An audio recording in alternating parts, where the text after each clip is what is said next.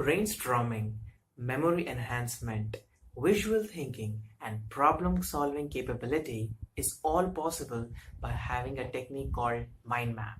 But first, let's know what is Mindmap.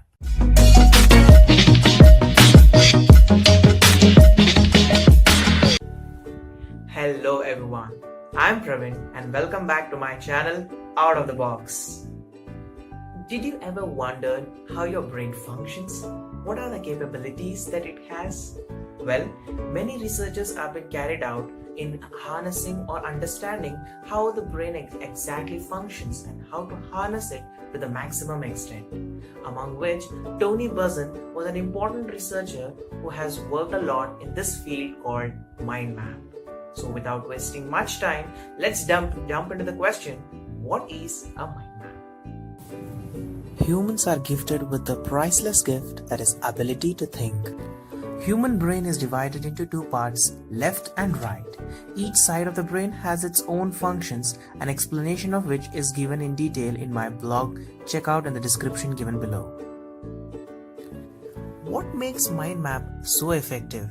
The answer is, it makes you to use both sides of the brain. A diagram in which information is represented visually, usually with central idea placed in the middle and associated ideas arranged around it, is nothing but called as mind map. This diagram represents tasks, words, concepts, or items linked to and arranged around a central subject using a non-linear graphical layout, which is nothing but used to build an intuitive framework around the central concept. This mind map is turned into a colorful, memorable, and highly organized diagram that works in line with your natural way of doing things. At the end of every video, I ask you to think out of box. What I'm exactly expecting you is to think from your right side of your brain. That is something different, something which is new from a different perspective. Hence, by this, we come to an end of today's video, that is, what is a mind map and the benefits of it in short. Hope you guys have enjoyed and learned at the same place.